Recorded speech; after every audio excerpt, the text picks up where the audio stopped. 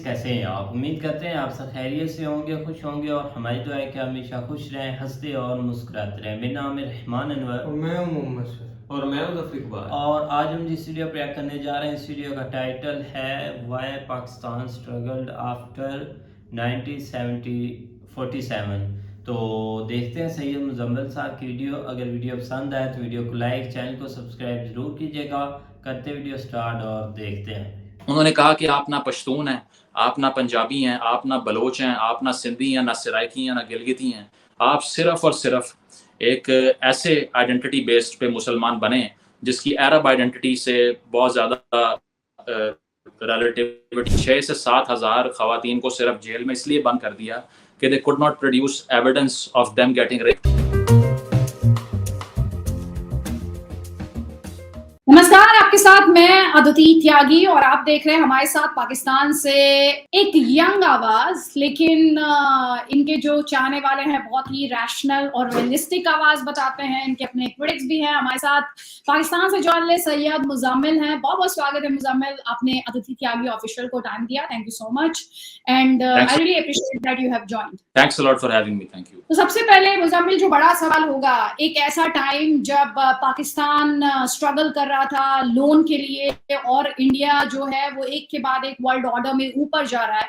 दोनों countries in अ वे आजादी के बाद दोनों की जर्नी एक पॉइंट पे स्टार्ट हुई, लेकिन पाकिस्तान की जर्नी आपको लगता है बेसिकली आर्मी की वजह से या मुल्लाओं की वजह से अलग हो गई, रिलीजन की दखलंदाजी की वजह से अलग हो गई, या फिर आपका ऑब्जर्वेशन कुछ और कहता है? देखें, जो नेचर है ना दोनों स्टेट्स की, वो बड़ी डिफरेंट इवॉल्व हुई है। उसकी वजह यह है कि शुरू के अगर आप 8-10 साल निकाल लें 47 के बाद से, तो आपको बिल्कुल डिफरेंट रूट मिलेगा दोनों कंट्रीज का। उसकी वजह यह है कि हिंदुस्तान में अगर लैंड रिफॉर्म शुरू हो गया है उस टाइम पे, या फिर जो constitutional principles with in a few years हमारा हो नहीं सका, क्योंकि 71 तक जो है वो कोई ऐसा इलेक्शन नहीं हुआ जो कि कंट्रोवर्शियल ना हो। और 71 में पाकिस्तान का वैसे एक जो ईस्टर्न विंग है वो वैसे ही जो है सीट कर गया।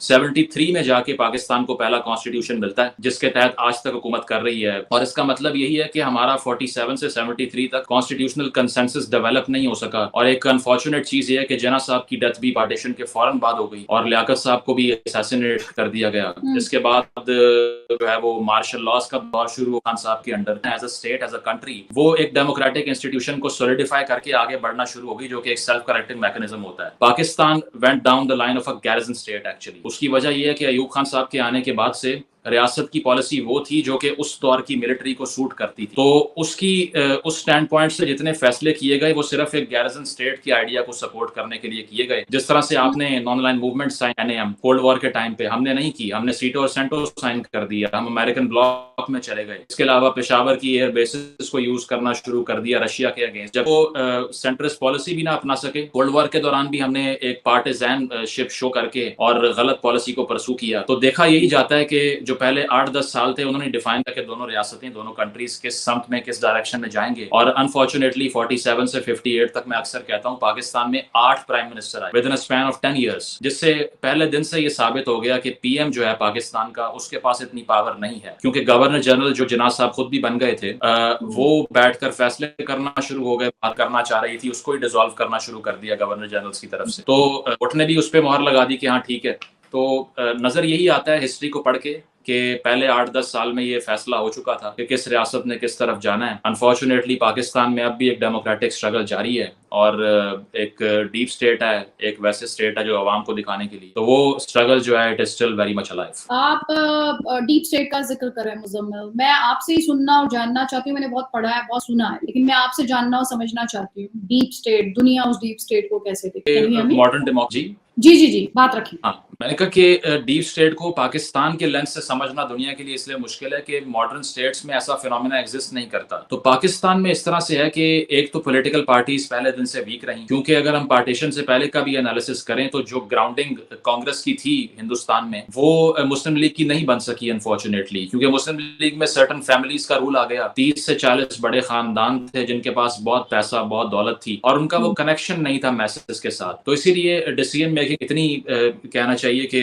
विल नहीं थी और अथॉरिटी नहीं थी की, और आहिस्ता आहिस्ता हमने ये देखा कि जो वैक्यूम पॉलिटिकल पार्टीज ने छोड़ा उसको फिल किया आके एस्टैब्लिशमेंट ने, जो कि मिलिट्री एस्टैब्लिशमेंट थी उस टाइम की। तो जिस तरह से वो आयशा जलाल एक हिस्टोरियन है पाकिस्तान की, वो ये लिखती हैं कि जब पाकिस्तान बना तो हमें हिंदुस्तान के 17% रिसोर्सेज मिले लेकिन आर्मी 33% मिली, तो इसीलिए वो आगे जाकर डोमिनेट भी किया उसने। और दूसरा एक वॉर टाइम्स के अंदर रहना, 65 वॉर का जो एडवेंचर था, 71 में जो सारा कुछ हुआ, उससे ये साबित हो गया कि सेंट्रल रोल जो है वो फौज का रहेगा, क्योंकि एक ऐसी स्टेट जिसके नॉर्दर्न बॉर्डर पे अफगानिस्तान है जहां से भी थ्रेट है, इस तरफ हिंदुस्तान है वहां से भी आप 48 में और 65 में 2 जंगें लड़ चुके हैं। तो उसी टाइम फैसला हो गया था कि अगर इंपॉर्टेंस मिलिट्री स्ट्रेटजी की है ज्यादा और फॉरेन पॉलिसी हमें मिलिट्री के लेंस से देखनी पड़ेगी, इसीलिए असल स्टेट भी आहिस्ता आहिस्ता हमने देखा कि वो ओवरलैप करते करते वो बनना शुरू हो गई। और अब इस स्टेज पर आ चुके हैं कि ये एपरेंट है कि पावर शेयरिंग हुआ करती है हमेशा, एस्टैब्लिशमेंट का अपना असर है, फॉरेन पॉलिसी के ऊपर है, इसके अलावा होमलैंड सिक्योरिटी के ऊपर है, इसके अलावा बहुत सी चीज़ों को वो इन्फ्लुएंस करते हैं जो उनकी अफर्मेशन के बगैर नहीं हो सकती, जो कि हिंदुस्तान में शायद ऐसा ना हो। तो ऑब्वियसली पाकिस्तान का जो वजीर आजम होता है उसके लिए बहुत बड़ा चैलेंज कर पाता, वो घर जाता है। जिस तरह नवाज शरीफ साहब गए, इमरान खान साहब तो खैर आए उनकी बेस पे थे, लेकिन बाद में वो ये एक्यूज करते हैं कि उन्होंने मुझे निकाल दिया। तो इससे नजर यही आता है कि बहुत हैविली इन्फ्लुएंस करती है पाकिस्तान की इस्टेब्लिशमेंट पॉलिटिक्स को भी, फॉरेन पॉलिसी को भी, डिसीजन मेकिंग को भी। क्योंकि आपने जिक्र किया और इंडिया का जिक्र किया, तो इंडिया में फौज का दायरा जो था वो हमेशा से बहुत क्लियर था, उनकी जो कहते हैं बाउंड्री वो वेल डिफाइंड थी, और इंडियन जनरल्स जितने भी आए या जितने भी आगे आएंगे शायद उन्हें ये पता है, बहुत क्लियरली पता है कि वो कितना इंडिया में उनका काम क्या है, उनका रोल क्या है, और अपने उस रोल को बहुत बखूबी और बहुत शिद्दत से निभाते भी। लेकिन आपने 2 फिनोमेना का जिक्र किया, एक तरफ आर्मी के स्ट्रांग होने का जिक्र किया, दूसरी तरफ आपने पाकिस्तान में डेमोक्रेसी की वीक होने का जिक्र किया। अभी जो मौजूदा हालात हैं उसमें आप डेमोक्रेसी को, इमरान खान नियाजी उन्हें सिलेक्टेड पीएम कहा गया, पपेट बताया गया आर्मी का, शहबाज शरीफ या जो मौजूदा सेटअप है जिसमें पीपीपी और पीएमएल नवाज दोनों हैं, ये मौजूदा दौर में भी डेमोक्रेसी आपको कहाँ दिखाई देती है पाकिस्तान में? क्योंकि आपने खुद भी कहा कि एस्टैब्लिशमेंट के बिना तो आ नहीं सकते, उसकी मर्जी के बिना तो, और फौज ये भी कहती है एट द सेम टाइम कि अब हम आपकी पॉलिटिक्स में अब हमारा रोल जो है वो लिमिटेड होगा। इसमें ये कहना कि अब कोई रोल फिलहाल नहीं है, इस पॉलिटिकल सेटअप में सपोर्ट नहीं है, तो ऐसा पॉसिबल नहीं है। उसकी वजह यह है कि ये पीडीएम की जो गवर्नमेंट है, पाकिस्तान डेमोक्रेटिक मूवमेंट के नाम से इन्होंने एक कैंपेन शुरू की पीटीआई के अगेंस्ट, जो इमरान खान की पार्टी थी। तो होता इस तरह से है कि 2008 के बाद से और 2018 तक एक कंसिस्टेंट डेमोक्रेटिक रूल चलता है पाकिस्तान में, which was the first instance in the 70 years history of the country, कि उससे पहले कभी ऐसा हुआ नहीं था कि एक जमहूरी हुकूमत ने, एक डेमोक्रेटिक हुकूमत ने अपना जो इख्तियार है, जो रूल है, वो एक और जमहूरी हुकूमत को कन्वर्ट किया। उससे पहले हमेशा मार्शल लॉज का दौर रहा, तो ज़ियाउल हक साहब ने लगाया। तो वो सारा कुछ हमने ये देखा कि आहिस्ता आहिस्ता सेल्फ हीलिंग की तरफ जा रहा था। जब 2008 में बेनज़ीर भुट्टो को उससे पहले असैसिनेट तो कर दिया गया, लेकिन एक हमने देखा कि जिसको मिसाक जमहूरियत कहते हैं या चार्टर ऑफ डेमोक्रेसी, वो साइन किया पीपल्स पार्टी और पीएमएलएन ने, और ये फैसला किया कि आइंदा से एक दूसरे को गिराने के लिए एस्टैब्लिशमेंट की हेल्प नहीं लेंगे। तो 2008 से 13 तक पीपल्स पार्टी की गवर्नमेंट रहती है, उसमें भी एक वजीर आजम को कोर्ट जो है वो डिस्क्वालीफाई कर देती है, गिलानी साहब को। उसके बाद में 13 में नवाज शरीफ साहब पीएम बनते हैं और सबको भी डिस्क्वालीफाई कर देती है on the basis of Panama papers, जो कि एक बड़ा कहना चाहिए कि कंट्रोवर्शियल डिसीजन था। उसकी वजह यह है कि उनका नाम भी नहीं था उस सारे फियास्को के अंदर, और उनको सिर्फ इस बेस पे निकाल दिया कि आपने अपने बेटे से सैलरी वसूल नहीं की, और आपने वसूल करनी चाहिए थी और शो नहीं किया अपने एसेट्स में, इसीलिए यू स्टैंड डिस्क्वालीफाइड। अब एक ऐसा पीएम जो 2/3 में अवाम के वोट से आया है, वो एक सिटिंग जज के सामने बिल्कुल हेल्पलेस है। तो इससे साबित ये हुआ कि कहीं ना कहीं मेडलिंग जारी थी उस वक्त भी एस्टैब्लिशमेंट की, जो कि अब वो खुद भी मानते हैं। और 27 की बात हो रही थी। इसके अलावा इकॉनमी जो थी वो किसी हद तक बेहतर परफॉर्म कर रही थी, ऑलमोस्ट 6% का जीडीपी ग्रोथ रेट था, और टेररिज्म खत्म हो रहा था क्योंकि ज़रब-ए-अज़ब का ऑपरेशन हुआ, और किसी हद तक मुल्क के अंदर ये जो दहशतगर्दी के वाक़यात, बॉम्ब ब्लास्ट, ये सब कुछ बंद हो रहा था। लोड शेडिंग का बहुत बड़ा क्राइसिस था उस टाइम पे, उसको कवर कर लिया पीएमएलएन ने। लेकिन ये सारा कुछ होते हुए देख के एस्टैब्लिशमेंट जो है वो इनसिक्योर हो गई कि अगर ये चलता रहा इस तरह ही तो हमारा स्टेक कम हो जाएगा। And then they launched a guy as a third force जिसका नाम है इमरान खान, क्योंकि उसको सपोर्ट सिस्टम था वोटिंग का, उसको हाईजैक किया, वोटिंग सारी रात उसके रिजल्ट आना बंद हो गए, और बड़ा मुश्किल से मैनेज करके उसको एज अ पीएम लॉन्च करके 5-6 पार्टियां उसके साथ मिला के उसको बिठा दिया, और उसके बाद में एक 1 पेज की पॉलिसी जो है वो सामने आती है। और वो 1 पेज ये था कि एस्टैब्लिशमेंट और खान साहब 1 पेज पे हैं। फिर जर्नलिस्ट को भी उठाया, फिर मीडिया को भी सेंसर किया, और इसके साथ साथ डिसेंट को क्रश उस टाइम में ऑर्डिनेंस पे ऑर्डिनेंस पास करवाए, पार्लियामेंट को यूज करना बंद कर दिया। और वो सारा कुछ देखते हुए एक टाइम ऐसा आया कि खान साहब की मैल परफॉर्मेंस की वजह से उन्होंने भी हाथ खड़े कर दिए और कहा कि ये हमसे अब बर्दाश्त नहीं हो रहा, and then they left the system neutral. और जैसे ही system neutral, vote of no confidence, उनके पास सिर्फ 7 सीटों की मेजोरिटी थी, 7 सीट्स की, और जैसे ही MQM ने विड्रॉ की सपोर्ट तो वो गिर गए नीचे। और फिर उन्होंने ब्लेम करना शुरू कर दिया अमेरिका को कि अमेरिका ने साजिश की है मेरे अगेंस्ट, और बाजवा साहब ने साजिश की है, जो कि उस टाइम के आर्मी चीफ थे, हालांकि उसको लेके आने वाले ही वो थे। और अभी एक ऐसी कल्ट मूवमेंट बनी हुई है पाकिस्तान में कि he has made these youngsters believe कि he is the only solution, और वो जो कहेगा वो सच है। और जब वो था तो दूध की और शहद की नहरें बह रही थी, अब सब खराब हो गया। So he has somehow developed that narrative through the use कि अब जो है वो सब कुछ मैंने ठीक करना था, लेकिन इन्होंने मुझे निकाल दिया। एक बड़ी पार्टी जिसका नाम PTI है, उसने रिजाइन कर दिया नेशनल असेंबली से। तो असेंबली में अपोजिशन तो है नहीं, सिर्फ ये अकेले बैठ के फैसले कर रहे हैं।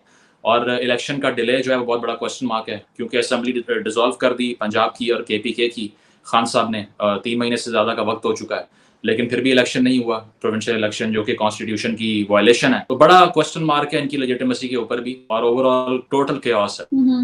आपने केओस जैसे स्ट्रॉन्ग शब्द का इस्तेमाल किया है मुजम्मिल। इस केओस में क्या कोई एक वजह जो है वो एक आइडेंटिटी क्राइसिस भी है? और जब मैं आपसे आइडेंटिटी क्राइसिस कह रही हूँ, तब मैं आपसे ये भी जानना और समझना चाह रही हूँ कि जो पाकिस्तान का जो बुनियाद थी, जो उसकी फाउंडेशन थी, वो मजहब था। भारत से अलग हो जाने का जो आधार था वो मजहब था। क्या ये बिना, ये आधार, ये बुनियाद, इसने पाकिस्तान को डेंट किया? देखें, इसमें अब 2 व्यूज हैं। जो राइट विंग का व्यू है वो तो सिर्फ यही है, जिस तरह से आपने भी कहा, कि ये सिर्फ और सिर्फ एक ऐसा मुल्क था which was supposed to base पे हुकूमत बने, एक मजहबी हुकूमत बने, कॉन्स्टिट्यूशन भी रिलीजियस कॉन्स्टिट्यूशन बने। लेकिन जो पाकिस्तान में सेंटर की फोर्सेज हैं, सेंटर लेफ्ट की फोर्सेज हैं, लेफ्ट की फोर्सेज हैं, वो ये कहती हैं कि state for Muslims and a Muslim state are 2 different phenomenas. State for Muslim का मतलब ये नहीं था कि एक अलग मुल्क अगर आइडेंटिटी की बेसिस पे बनाया तो कॉन्स्टिट्यूशन भी आपका मजहबी होगा और डेमोक्रेसी वहाँ पे सेकुलर नहीं होगी। और वो मोहम्मद अली जिन्ना साहब के कोटेशंस बहुत ज़्यादा कोट करते हैं। 11 अगस्त की उनकी स्पीच है कि you have the right to go to your churches, your mosque, your temples, states have nothing to do with religions. और साथ साथ ये भी कहते हैं कि उनकी अपनी लाइफ देख लें, वो कितना एनलाइटेंड इंसान था, लिबरल इंसान था। तो वो ऐसा सोच नहीं सकता था कि एक ऐसी कंजर्वेटिव स्टेट बने, क्योंकि उनके पहले लॉ मिनिस्टर भी हिंदू थे, जोगिंदर नाथ मंडल। इसके अलावा एक अहमदी को उन्होंने फॉरेन मिनिस्टर बनाया था, जो आज पाकिस्तान में एक्सकम्युनिकेटेड है, सर जफरुल्लाह को उस टाइम पे। और जस्टिस कॉर्नेलियस उस टाइम चीफ जस्टिस बने थे पाकिस्तान के, जो क्रिश्चियन थे। तो बड़ी डाइवर्स कैबिनेट थी। अब इस पर एक एंडलेस डिबेट हो सकती है कि उनका असल विजन क्या था, क्योंकि उसमें दोनों किस्म के हिस्टोरिकल रेफरेंसेस मिलते हैं। लेकिन जहां तक आपने आइडेंटिटी की बात की है, तो वो क्राइसिस रहा है, और वो ज़्यादा शुरू हुआ है ज़िया-उल-हक साहब के मार्शल लॉ के बाद, जिसने पाकिस्तान को इतना बर्बाद किया कि आज तक वो रिकवर नहीं हो रहा। उसकी वजह यह है कि ज़िया साहब ने आके जो सऊदी सलाफी इस्लाम इंट्रोड्यूस करवाया, उसके तहत उन्होंने लोकल कल्चर्स को डिमिनिश कर दिया। उन्होंने कहा कि आप ना पश्तून हैं, आप ना पंजाबी हैं, आप ना बलोच हैं, आप ना सिंधी हैं, ना सराइकी हैं, ना गिलगिती हैं। आप सिर्फ और सिर्फ एक ऐसे आइडेंटिटी बेस्ड पे मुसलमान बने जिसकी अरब आइडेंटिटी से बहुत ज़्यादा रिलेटिविटी क्रिएट हो जाए। तो उसमें उन्होंने फिर न्यूज़ एंकर्स को भी जो है वो हिजाब पहनाने की कोशिश की। मेल अगर जाकर रिपोर्ट करती थी रेप कोर्ट के अंदर, और अगर वो 4 गवाह नहीं लेके आती तो उसके ऊपर एडल्ट्री के केसेस हुए। 6 से 7 हज़ार खवातीन को सिर्फ जेल में इसलिए बंद कर दिया कि they could not produce evidence of them getting raped। इसके अलावा ऐसे जो है वो लॉस मुल्क में इंट्रोड्यूस करवाए जिससे सहाफ़ियों को, जर्नलिस्ट को लैशेस, कोड़े मारे स्टेडियम्स में बांध के। और इतना एक ऐसा बुरा दौर शुरू हुआ जो आज तक रिकवर नहीं हो रहा। आज से 2 दिन पहले उनके मार्शल लॉ की जो है वो एनिवर्सरी भी मनाई जा रही थी, 5 जुलाई का, जब उन्होंने आउस्ट किया था। और जुल्फ़िकार अली भुट्टो को उन्होंने आके फांसी पे चढ़ा दी, जो कि पहले इलेक्टेड PM थे, नॉन कॉन्ट्रोवर्शियल थे उस टाइम के ऊपर। तो उन्होंने जो आके ऐसे ही आप लोकल कल्चर्स की बात, तो ज़िया-उल-हक साहब के टाइम पे फिर 5-6 हज़ार खवातीन को जो है वो जेल में डाला, और वो इसलिए कि वो एविडेंस प्रोड्यूस नहीं कर सकी कि उनको रेप किया गया है। इसके अलावा जर्नलिस्ट जो थे उनको लैशेस मरवाई, कोड़े मारे, गनशिप हेलीकॉप्टर से किसानों पे, मजदूरों पे फायरिंग की, और फांसियां दी पॉलिटिकल वर्कर्स को, पीपल्स पार्टी के, स्टूडेंट यूनियंस को बैन कर दिया। और सबको जो लिटरेचर था जहाँ पर उसको आके उन्होंने टेम्पर करना शुरू किया जो कि स्कूल में पढ़ाया जाता है, तो उससे उन्होंने ये सिखाया आपकी लोकल हिस्ट्री कोई नहीं है। और मोहम्मद बिन कासिम जब आए थे हिंदुस्तान में तो वो पहले पाकिस्तानी थे, और हर कोई ये सीख ले कि उनके आने के बाद से पाकिस्तान बन चुका था, and we are in a state of cold war with any other ethnicity, any other religion for good. और उसके बाद जो नस्ल बड़ी होती है, जो स्कूल में कॉलेजेस में वही सब कुछ पढ़ के बड़ा होता है जो बच्चा, तो उसका दिमाग तो नहीं क्रिटिकली एनालाइज कर सका। इसीलिए आज की स्टेट में समझ नहीं आती बहुत से यंगस्टर्स को कि हमने टर्की के साथ एसोसिएट करना है। जिस तरह इमरान खान साहब ने आकर कहा कि टर्क्स जो हैं वो हमारे ट्रू जो है वो प्रीडिसेसर्स हैं, और हमारी हिस्ट्री जो है उनसे जाके मिलनी चाहिए। कोई आकर कहता है आपको सऊदी से आइडेंटिफाई करना चाहिए, कोई कहता है ईरानियन से करना चाहिए बिकॉज दे आर अहले तशीस, और यहाँ पर जो कम्युनिटी है वो उनसे रिलेट करती है। तो आपने ठीक कहा कि क्राइसिस तो बहुत ज़्यादा आइडेंटिटी का, और वो इसीलिए कि पहले दिन से हमने लोगों को अपने लोकल कल्चर्स की रिस्पेक्ट नहीं करने दी, ज़बान भी उनके ऊपर फोर्स करके नाफिज कर दी कि आपने ये पर्टिकुलर ज़ुबान बोलनी है, बाकी कोई नहीं बोलनी। और रेसिज्म भी प्रैक्टिस हुआ पाकिस्तान में हिस्ट्री के अंदर। तो इसीलिए आज आकर एक यंगस्टर्स काफी कंफ्यूज रहते हैं कि हमारी एक्चुअल हिस्ट्री आखिर है क्या। आपने बहुत इम्पोर्टेंट बिंदु ये जो हिस्ट्री को लेके, चाहे वो फौज का रोल हो, चाहे वो रिलीजन का रोल हो, और आप जब इंडिया की, हम पाकिस्तान की जर्नी को लगातार उस पर डिस्कशन कर रहे हैं, अगर आप इंडिया की जर्नी का उससे कंपैरिजन करें, कंपैरिजन होता नहीं है, लेकिन फिर भी अगर मैं एक आउटसाइडर के तौर पर आपसे कहूँ, इंडिया ने जो कुछ हद तक वर्ल्ड ऑर्डर को चेंज करने में कामयाबी दर्ज की, जाहिर तौर पर आपने खुद ही बताया कि डेमोक्रेसी, इंडिया में डेमोक्रेसी बहुत मजबूत है, आर्मी का रोल जो है वो लिमिटेड है, उसका किरदार फिक्स्ड है। इसके अलावा हमने ये भी देखा कि भारत ने अपनी जो प्रायोरिटीज थी वो राइट आइडेंटिफाई की, जैसे हमने स्पेस में बड़े जाइंट स्टेप्स लिए, इसरो की कामयाबी बहुत कुछ कहती है और उसको दुनिया भर में रिकॉग्नाइज किया जाता है, अप्रिशिएट किया जाता है। भारत ने ये जो राइट डिसीजंस लिए, या फिर अब भी जो भारत बढ़ रहा है इकोनॉमी के लिहाज से, डिप्लोमेसी के लिहाज से, वर्ल्ड ऑर्डर में, इसकी वजह आपको क्या लगती है? देखिए, इसमें पहली चीज तो ये है कि वो internal conflict of the elite नहीं है वहां पे, क्योंकि जो अगर हम लैंड रिफॉर्म की भी बात करें या वडेरा कल्चर की बात करें तो वो किसी हद तक टूटना शुरू हो गया था स्टार्ट से। जो फ्यूडल कल्चर है अब भी वहां पर एग्जिस्ट करता होगा किसी स्टेज में, लेकिन पाकिस्तान की तरह नहीं है जहां पर 1-2% के पास सारी वेल्थ है मुल्क की और बाकी सारे गरीब हैं। तो एक तो शुरू में लैंड रिफॉर्म करना, और दूसरा ये कि नेहरू साहब के अंडर जो बड़ी बड़ी यूनिवर्सिटीज बनी थी जहाँ से आज इंडिया की एक इंटेलेक्चुअल एलीट भी निकल के आती है, जैसे IIT है या और यूनिवर्सिटीज हैं।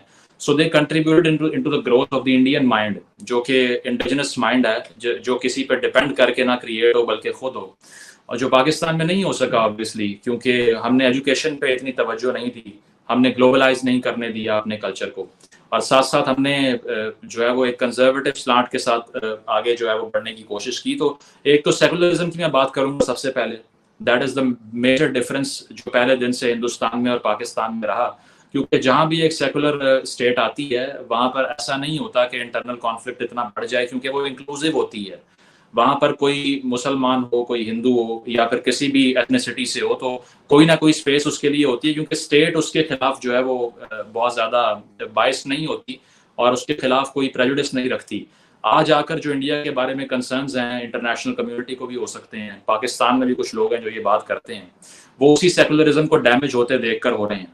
क्योंकि हमने ये सबक सीखा है कि अगर इकोनॉमिक ग्रोथ हो भी, मुल्क आगे बढ़ भी रहा हो, लेकिन उसके बावजूद अगर आपका जो विजन है स्टेट का वो पैरोकियल हो जाए, कंजर्वेटिव हो जाए, तो फिर वो तरक्की देर तक चलती नहीं है। पाकिस्तान 1993 तक by all possible metrics Hindustan से आगे था। 90s में हिंदुस्तान भी IMF के पास जा रहा था। और आपने स्पेस की बात की तो सुपार्को जो पाकिस्तान की एजेंसी थी स्पेस की, it was the first to proceed with all these projects to enter the space. और हमारी एक जो सैटेलाइट थी उस टाइम पहली बार जो इन्होंने कोशिश की कि वो जाए स्पेस में, वो it was the first in this continent जो कि जिसने प्रोग्राम शुरू किया। लेकिन आज देखें पाकिस्तान कहाँ खड़ा हुआ, क्योंकि प्रायोरिटीज चेंज हो गई। तो हमने with in a span of 20-30 years ये सीखा है, ये देखा है कि किस तरह से डेवलपमेंट होने के बावजूद अगर आपकी रियासत कंजर्वेटिव होती है और वो एडवेंचर्स करती है अपने आसपास, जिस तरह से पाकिस्तान ने किए, अफगान वॉर के साथ पाकिस्तान ने मेडल किया, मुल्ला उमर की गवर्नमेंट को सपोर्ट किया 90s में। इसके अलावा मुशर्रफ साहब ने आकर अफगानिस्तान में ड्रोन अटैक्स करवाए और उससे अब तक टेररिज्म यहाँ पर आता है। तो पहली चीज तो यही है कि सेकुलर जो विजन है एक डेमोक्रेसी को चलाने का, वो बहुत बड़ा डिफरेंस रहा। और दूसरा ये रहा कि वहां पर कोई काउंटर फोर्स नहीं है जो कि आकर रियासत को चैलेंज करे। आपका जब पीएम बनता है उसको पता होता है कि मैंने 5 साल पूरे करने हैं। वो ये नहीं होता कि वो एक इनसिक्योरिटी में टाइम गुजारे कि मुझे अब चीफ जस्टिस निकाल देगा या आर्मी चीफ निकाल देगा या पॉलिटिकल पार्टीज इकट्ठी होकर एस्टैब्लिशमेंट से डील करके मुझे निकाल देंगी। So he feels secure and he has the authority to make decisions. हमारे यहाँ पे वो अथॉरिटी नहीं मिलती, क्योंकि पीएम की पहली जॉब ये होती है कि 5 साल पूरे कैसे करने हैं। वो उसी रिफ्ट के अंदर कंज्यूम हो जाता है और उसमें फंसा हुआ रहता है और 3-4 साल उसी में गुजार के उसको घर भेज देते हैं। तो कंटिन्यूटी ऑफ डेमोक्रेसी, कि आपकी डेमोक्रेसी चलती रही, कोई मार्शल लॉ नहीं लगा वहां पे, number 1। Number 2 secularity. Number 3 you see foreign policy through a realist lens, क्योंकि अगर आपका चाइना के साथ कॉन्फ्लिक्ट अभी है लेकिन उसके बावजूद आप ट्रेड कर रहे हैं, फिर भी हम नहीं करते। हमारा मसला ये होता है कि हम आइडियलिस्टिक जोन में चले जाते हैं और हम कहते हैं कि अगर किसी के साथ हमारे डिफरेंसेस हैं तो उसका बॉयकॉट कर दो, बॉर्डर को बंद कर दो, कोई चीज नहीं लेनी उनसे, ना हमने उनको देनी है, और उससे नुकसान हमारे अपने मुल्क को होता है। और इन बायसेस की वजह से पाकिस्तान ने बहुत नुकसान भी उठाया है। तो आपकी जो फॉरेन पॉलिसी है उसकी भी तारीफ करनी पड़ेगी, क्योंकि वो कंसिस्टेंट रही है। 50-60 साल से उसमें कंसिस्टेंसी देखने को मिलती है और हर नई हुकूमत आके उसको डिस्टर्ब नहीं करती। तो फॉरेन पॉलिसी फेलियर पाकिस्तान के काफ़ी रहे हैं। सेकुलरिज्म नहीं आ सका, और तीसरी चीज़ जिस तरह से मैं आपको बता रहा हूँ कि एजुकेशन पे वो फोकस नहीं था, और चौथा ये कि जो डेमोक्रेट्स हैं they are secure and they have the authority to make decisions. एक छोटा सा मेरा काउंटर क्वेश्चन, और ये मेरा लास्ट ही सवाल है आपसे, क्योंकि आपने जिक्र किया सेक्युलरिज्म को लेकर, इंडिया में कंसर्न्स को लेकर आपने बात की। Why would you say so? Because no, I didn't say that I have concerns with whatever is happening in India. I said that Pakistan by and large जो हमारे यहाँ पर जो एक इंटेलिजेंसिया है वो ये सोचती है कि नरेंद्र मोदी के आने के बाद से हम ये देखते हैं कि एक तो रिलीजन का इस्तेमाल बहुत ज़्यादा बढ़ चुका है उनके पॉलिटिकल डिसीजन मेकिंग में, चाहे वो उसमें कोई रिलीजियस प्रैक्टिसेस हों वो टीवी पे दिखाई जा रही होती हैं। जो उनके सपोर्टर्स हैं वो इस बात पे एक उनकी इमोशनल सपोर्ट करते हुए दिखाई देते हैं, क्योंकि उनको लगता है कि he is a man of our faith. और साथ साथ अभी जो हम सारा कुछ मणिपुर में होता हुआ देख रहे हैं उसके लिए एक लफ्ज़ नहीं निकला उनके मुंह से। इसके अलावा अभी जो हमने देखा कि रिलीजियस ऑब्जर्वर्स जो यूएन से आ रहे थे उनको रोक दिया गया।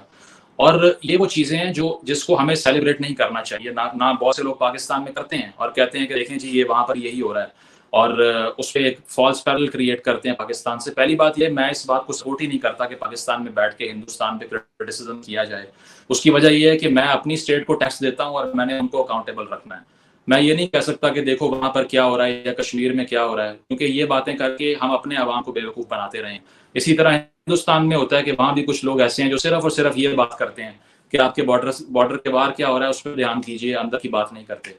तो एक तो डिसेंट मुझे दिखाई देता है कि वहाँ पर जिस तरह पहले बहुत इजीली हुआ करता था अब थोड़ा मुश्किल है, ठीक है। और दूसरा ये सारी चीजें जो मैंने नोटिस की और बताई आपको, तो उससे कंसर्न डेवलप होता है बहुत। They don't back to that level ना, अपना बीजेपी को सपोर्ट नहीं करते जितना कांग्रेस को करते थे किसी टाइम पे। So that is bird eye view from the outside. या जस्ट फॉर द अंडरस्टैंडिंग, क्योंकि इस वीडियो को मैं बिना किसी एडिट के पब्लिश करूंगी और ये उस केस में मेरी थोड़ी सी रिस्पॉन्सिबिलिटी हो जाती है क्योंकि मैं इंडिया में बैठी हूँ, और किसी आइडियोलॉजिकल व्यू पॉइंट से मैं इंडियन कॉन्स्टिट्यूशन की बहुत ही फर्म बिलीवर। मेरी नज़र में वही एक होली बुक है जिसे एज एन इंडियन सिटीजन में सबसे ऊपर अपहोल्ड करती हूँ, और वो होली बुक अपने आप में इतनी सक्षम है। ये मैं इसलिए बोल रही हूँ क्योंकि जो भी ये वीडियो को देखे उसको ये क्लैरिटी मिले, क्योंकि ये एक जो नैरेटिव सेट किया जाता है उस वॉर ऑफ नैरेटिव्स में मुझे नहीं जाना, लेकिन जो इंडियन कॉन्स्टिट्यूशन है वो अपने आप में इतना सक्षम है, और उसको इस तरह से जो हमारे विजनरीज थे उन्होंने प्लान किया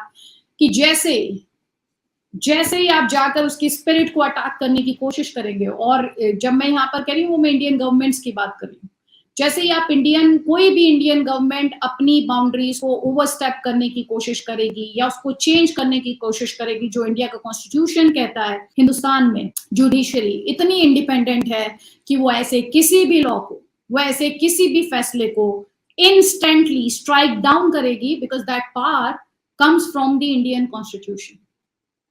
सो ये कहना बहुत आसान है कि हिंदुस्तान में ये हो रहा है वो हो रहा है। जिस मिनट मेरे साथ मेरे रिलीजन को लेकर मुझसे कोई बायस किया जाए, मुझसे भेदभाव किया जाए मुजम्मिल, तो मेरे पास पहला राइट ये है मैं जाकर इंडियन कोर्ट्स का दरवाजा खटखटाऊं, and that is my fundamental right, and they are bound to uphold that right at any cost. It can not be compromised. तो इसीलिए Really ये good. मैंने आपसे ये इसीलिए मैंने आपके साथ ये शेयर किया ताकि आप भी ये लोगों को बता सकें, क्योंकि इंडिया की कॉन्स्टिट्यूशन की खूबसूरती है। पॉलिटिकल क्लास क्या करती है मैं उस डिबेट में नहीं जाऊंगी, मैं वो इकोसिस्टम्स की लड़ाई में भी नहीं जाऊंगी, मैं फैक्ट्स पे बात करती हूँ। इसलिए मैं चाहती हूँ जब लोग बात करें तो आप इस बात को उठाइएगा, या इंडियन गेस्ट भी अगर आपके साथ आते हैं आपके शोज में, आई एम श्योर आते होंगे, तो आप उनसे कहिएगा, पूछिएगा कि तो आप ये कहना चाह रहे हैं कि क्या इंडियन कॉन्स्टिट्यूशन इतना इनइफेक्टिव हो गया है? No, everybody knows the answer is no. Yeah. So that is why I shared it. And for someone who has always supported of secularity in the Indian Constitution, or I used to take pride in that. Yeah, I really appreciate your comments, and इसीलिए मैंने आपके सामने इस perspective को रखा, so that जब आप इस तरह के डिस्कशंस को आगे बढ़ाएं अपनी कंट्री में भी या बाहर के किसी टीवी स्टेशन पर भी, तो आप इस बात को जरूर उठाएं, क्योंकि इंडिया की अगर कोई होली बुक है तो वो इंडिया का कॉन्स्टिट्यूशन है। And I must thank our constitution, हमारे जो संविधान निर्माता थे, कि they could think so far और visionaries थे। तो इसीलिए मैंने आपके साथ ये इंसाइट शेयर किया, and I really appreciate your time. Thank you so much कि आपने इस ब्रॉडकास्ट को ज्वाइन किया, and thank you so much, and thank you for insights also. Thanks. I enjoyed it. Thank you. Best. Thank you. Thanks. तो जैसा हमने देखा, बिल्कुल सैयद मुजम्मिल साहब की वीडियो। सैयद मुजम्मिल साहब हमेशा की तरह वो भाई यही बोलते हैं कि डेमोक्रेसी का तो खैर वो बोलते ही बोलते हैं, बाकी ये बोलते हैं कि ये जो इन्होंने भाई बारियां बनाई हुई हैं कि एक ने जाना है दूसरे ने आ जाना है, आकर जैसे भी है जिस पर हाथ रख दिया ना। अब ये देख ले कि उस वक़्त जो है ना कि हम शाम को देख रहे थे कि जिस दिन इमरान खान भाई पीएम बने थे, कि कोई इधर हमें ना पॉइंट नहीं नज़र आ रहा था कि वो पीएम बनेंगे, लेकिन ये कि एक राहत के बाद सुबह पता चला कि इमरान खान भाई हमारे प्राइम मिनिस्टर है। मतलब ये होता है कि जिसके ऊपर इन्होंने हाथ रख देना है, इन्होंने बनाना उसको ही है। बेशक कोई भाई जितनी सीट ले आए, और इसी हट में इन्होंने भाई एक हमारा जो देश है ना अपना वो भी तोड़ लिया था कि उधर वाले जो है उनकी भाई ज़्यादा थी ना सीटें, तो इन्होंने ऐसे किया कि उनको अलहदा कर दिया, उनको भाई यहाँ का प्राइम मिनिस्टर नहीं बनाया, अपना ही बस बनाया। और यही रीज़न है कि भाई जिसकी वजह से हम पीछे पीछे ही हैं, ना कोई काम का बंदा आगे आता है जो काम का हो उसका वो काम का रहता नहीं, उसको भाई एक नैरेटिव इन्होंने यही एक क्रिएट, और एक लोगों के माइंड सेट यही बनाते हैं कि इधर पाकिस्तान में एक इलेक्शन होता है, और एक अभी भी यही नैरेटिव है। यकीन करें अभी भी लोग यही समझते हैं। आप देख ले एक मतलब कि पीटीआई के जितने भी वर्किंग है, या एक खुद इमरान खान यही बोलता है कि इलेक्शन साफ शफा इलेक्शन आप होंगे तो तब भी जाकर एक हम फिर पावर में आएंगे। तो देख लो कैसा माइंड सेट है। लोग भी बोलते हैं कि आप इलेक्शन करवाओ और इलेक्शन से मसला हल होगा, लेकिन ये नहीं सबको पता कि इलेक्शन तो होंगे, लेकिन एक जो आगे आएगा वो तो एक मतलब कि उनकी मर्जी से ही आएगा। ये ऐसे यार फिर भी एक लोग आप यकीन करें फिर भी लोग समझते हैं कि इलेक्शन पर चीज़ें आती है, समझ नहीं लगती इन्हें। नहीं बिल्कुल ऐसे ही है, लेकिन ये कि जो 2 पार्टी सिस्टम था ना, इसने एक दफ़ा कोशिश की थी कि हम जो है ना वो इस सिस्टम से निकलने, लेकिन ये कि अनफॉर्चुनेटली फिर वही हुआ कि जब पीपी गवर्नमेंट थी उसको एंड के ऊपर उनके प्राइम मिनिस्टर को भी निकाल लिया। लेकिन ये कि प्राइम मिनिस्टर बनना या वो सब कुछ करना यहाँ से हो तो जाता है, लेकिन ये कि होता तो ज़ाहिर बात एक मनमानी से ही है। उनके साथ जो है ना वो जो भी एक पहले एक बैठ के होता है फैसला कि किसने होना है किसने नहीं होना, लेकिन आगे जाके उसी प्राइम मिनिस्टर बेचारे की कोशिश होती है कि मैं 5 साल पूरे करूं, क्योंकि वो पहले दिन से काम करने की बजाय या काम या स्टेप लेने की बजाय उसको यही होती है कि मैं किसी तरीके अपना टर्नओवर पूरा करूं, क्योंकि उसे कोई पता नहीं होता कि किसी वक्त भी उसका जो है ना वो फटा उलट तख्ता उलट कर दिया जाएगा। तो इसी वजह से आज तक देख लो कि किसी ने भी अपनी जो है ना वो टर्नओवर पूरा नहीं किया, और हमेशा से जो है ना वो रास्ते में ही उसको जो है ना वो निकाला गया, और वो बेचारे यही सूरत हाल चलती रहा। लेकिन अभी भी आप देख लें कि हमें, क्योंकि आप देखो ना दूसरे कंट्रीज हैं उन्होंने वक्त के साथ साथ चीज़ें चेंज की। मिसाल के तौर पे यहाँ पे सबसे बड़ा कंट्रोवर्सी होती है इलेक्शन के ऊपर, तो क्या अभी तक किसी गवर्नमेंट ने इस चीज़ के ऊपर स्टेप ही नहीं लिया कि हम अपना इलेक्शन सिस्टम जो है ना उसको बेहतर करें?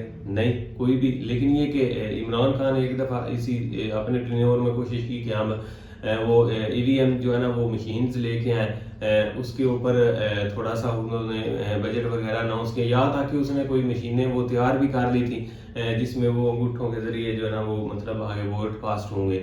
लेकिन क्या हुआ कि आज उसका नामो निशान ही नहीं है, क्योंकि कोई होने नहीं देगा, ना ही कोई करने देगा। बाकी सिलेक्शन के ऊपर अगर आए तो एक बहुत बड़ा एक टैग लगा था इमरान खान के ऊपर कि ये एक सिलेक्टेड है, लेकिन आज हम वही चीज़ देख रहे हैं कि आज हर कोई सिलेक्टेड बना हुआ। तो ये चीज़ें जो है ना वो चलती रहनी है, और चलती जब तक इस चीज़ को ख़त्म नहीं ना आगे। हालांकि पार्टियों के अंदर अब इस तरह की ताकत या इस तरह के वर्कर पोजीशन होगी है कि अगर वो ये फैसला करते हैं तो ज़रूर किसी ना किसी साइड के ऊपर चले। लेकिन ये कि वो पीछे से इस हद तक अपने आप को उन्होंने वो मोहताज हैं, या आपने बहुत सारी वीक्स पॉइंट जो आप छोड़े हुए हैं जिसकी वजह से वो खुल के अपना फैसला नहीं ले सकते। आप दूसरी कंट्री में चले जाए ना तो एक मतलब कि मिसाल देख लें अमेरिका की, उधर एक आपको एक जो वर्किंग करते हैं एक मतलब कि एक अपने टैलेंट पर आते हैं, उनको ये नहीं कि ये दिया है, एक ये फलाना है, ये ढिमकाना है, जिसके अंदर एक कैपेबिलिटी है वो हर चीज़ कर लेता है। उन्होंने कंपनी बड़ी बड़ी संभाली है। आप दुबई में चले जाएं, उधर भी आपको बड़ी बड़ी कंपनी के एक CEO और इंजीनियर वगैरह एक इंडियंस ही मिलेंगे, लेकिन उन्होंने एक अपने एक मजहब को बीच में नहीं, एक मतलब के आपके यहाँ चले जाएं तो आपने कई साइंसदान फूक दिए, कई मतलब के एक बड़े बड़े डिप्लोमेट थे वो भी आपने फूक दिए कि वो अहमदी थे, उनके पास ये नहीं है, उसके पास ये नहीं है, और उसके पीछे आपके लोग सपोर्ट भी करते हैं। जब तक ऐसी चीजें हैं आपका भट्टा ही एक बैठता जाएगा, चाहे जितना भी आप जोर लगा लें। बिल्कुल रिलीजियस टच जो है ना उसने बहुत ज़्यादा यहाँ पे नुकसान पहुंचाया, क्योंकि सियासतदान उसे अपने फ़ायदे के लिए इस्तेमाल करते हैं और उसका आगे जो है ना वो असर भी होता है, और इतनी तेज़ी से होता है कि कोई चीज़ इतनी तेज़ी से नहीं फैलती जितनी वो फैलती है। आपको याद होगा वो सलमान तसीर था बेचारा, उसको जो है ना वो अच्छा खासा गवर्नर था, मतलब अपना काम कुम हर चीज़ एवरीथिंग ओके थी, लेकिन क्या हुआ कि उसने कोई मतलब इस तरह की उसके मुंह से बात निकल गई, हालांकि निकली नहीं निकली वो एक बात का मैटर है, लेकिन उसको ऐसा टच दिया कि वो बेचारे को उन्होंने मतलब उसका पता ही नहीं लगने दिया, उसको जो है ना उसके गार्ड ने जो है ना उसका असैसिनेशन कर दिया था। तो ये चीज़ें जो है ना वो बहुत ज़्यादा है। बाकी होप कि चीज़ें बदले, लेकिन अभी तक तो भाई बस ऐसे ही है सूरत। बिल्कुल भाई, तो उम्मीद करते हैं आपको वीडियो पसंद आएगी। अगर पसंद आए तो वीडियो को लाइक, चैनल को सब्सक्राइब जरूर कीजिएगा। मिलते हैं नेक्स्ट वीडियो के साथ, तब तक के लिए अल्लाह हाफ़िज़।